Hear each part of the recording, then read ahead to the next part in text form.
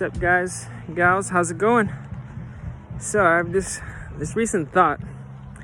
I jotted down some notes here on some different passages that I've been reading in my own study time. Interesting how they all fit together. So first of all, I'm reading and I come across this. 2 Chronicles 12:14 speaks about Rehoboam, who is Solomon's son.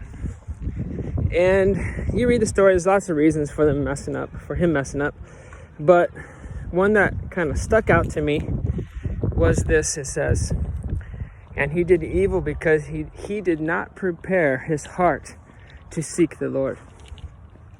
So I thought, man, it seems like to do well, you should prepare yourself, right? So I kind of was pondering that idea, that thought. And then I was reading in Ezra. And Ezra 8:21 says, hey, fix the camera, Anna, get us in there. Ezra 21 says, then I proclaimed a fast there at the river, names the river, that we might humble ourselves before our God and seek from him the right way for us and our little ones and all our possessions. So if you read that passage, he doesn't really know what, in his case, what direction to go, etc. So they're humbling themselves, fasting and seeking God, right? So now I got these two scriptures in my mind. First one, Rehoboam, who didn't do well because he did not prepare his heart. And then Ezra and them proclaiming a fast so that they could get the right direction from God. And then, on top of those two, I was reading in Romans 7. Hey, fix the camera, Anna. So we're in there. So Romans 7, verse 19. This is what I'm really getting at, my point here. He says, for the good that I will to do, I do not do. But the evil I will not to do, that I practice. So, let me put this kid down. So, I'm reading that, and I'm like, I don't really get that. I get the frustration. And later on, if you read in that passage, towards the end, he says, let me read it here. O wretched man that I am, who will deliver me from this body of death? So, I'm thinking, get in there, Anna. So, I'm looking at all these passages, and they're all coming together. And I thought,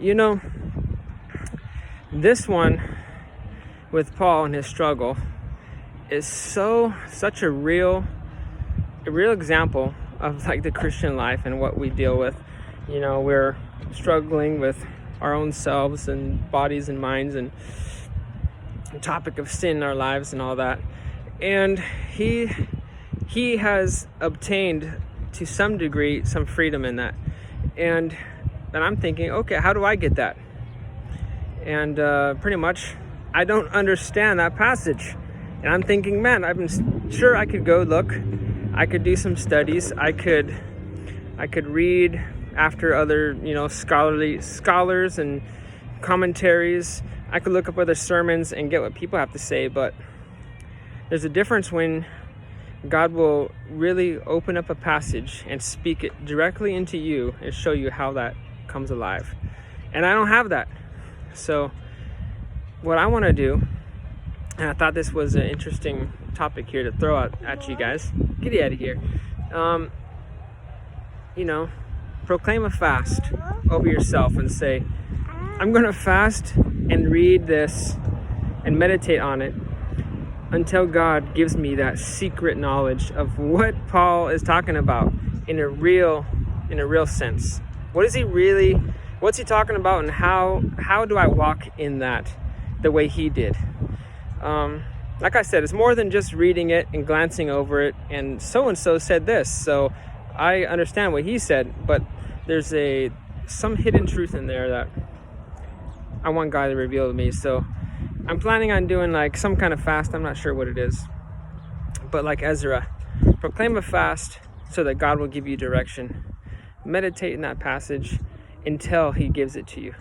So anyways, that's kind of my latest thought, what I want to do. And hey, if I get something sweet out of it, I'll come back and, you know, respond here with something else. But it's interesting. Oh, catch you guys later. Say bye-bye, Nathan. Bye-bye.